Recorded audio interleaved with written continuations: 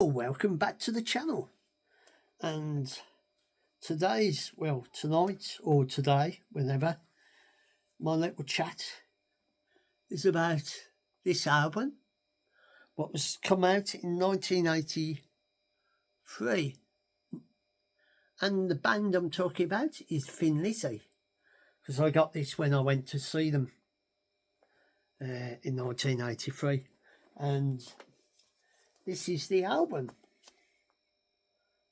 And there's the back of them. I don't know if I saw them a few times, but he was really good because he used to have a guitar. What was like a?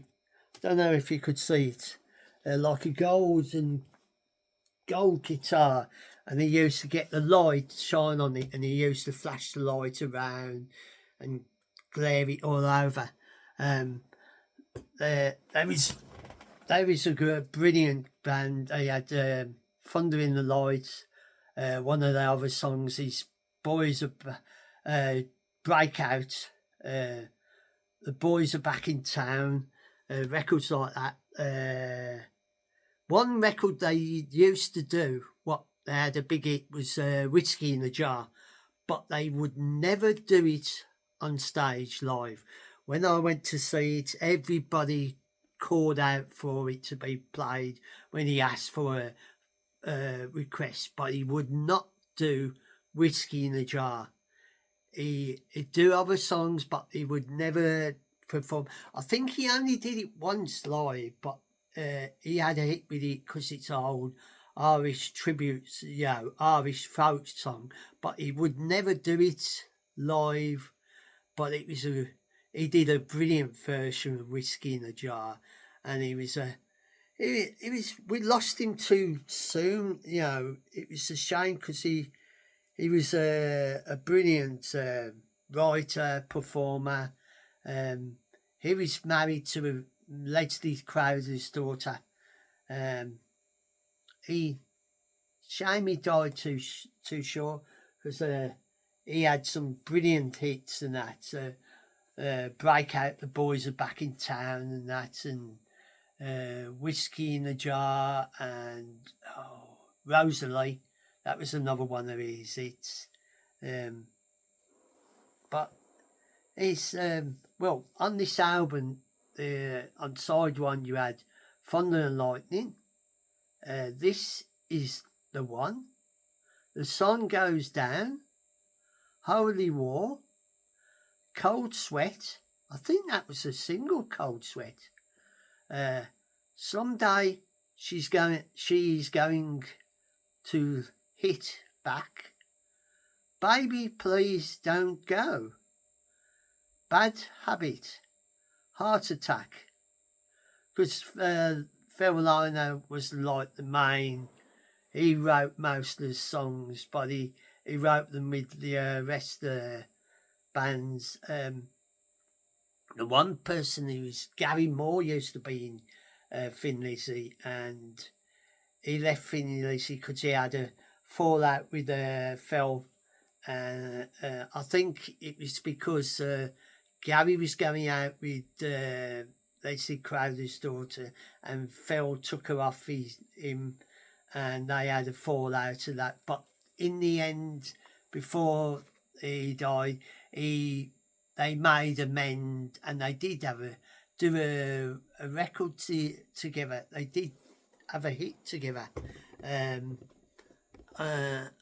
He did. I think he did a version of the Top of the Pops theme for Top of the Pops in the 80s. He had so many. He was a great performer. He was an Irishman, but he was brilliant. He was a master at his trade, but we lost him too soon. And this is my little chat about Thin Lizzy. I know it's a bit short, but I got to see Thin Lizzy, and this is the album. And that was the tour in 1983 when I got to see them. And I brought myself a scarf. I didn't get a t-shirt. I got a scarf for this time. I don't know why I didn't get a t-shirt.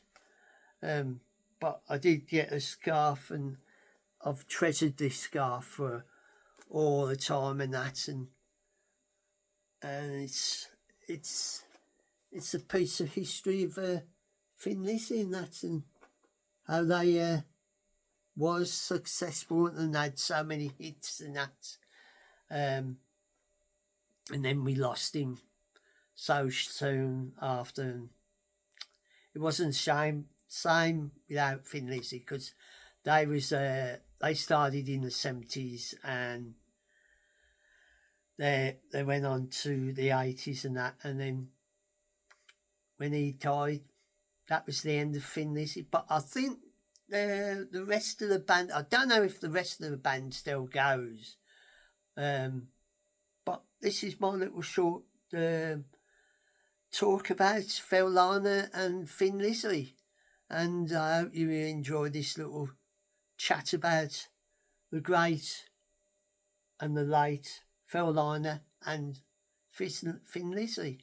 And I'll say goodbye for now, and if you enjoy this little video and you want to subscribe to the channel, you are more than welcome, and you can press the thumbs up if you like this one, and if you want to put a comment, you're more than welcome to put a comment and tell me stories if you've ever seen them, because I saw them at the Birmingham Odeon, one of many bands that I got to see at the Odeon New Street.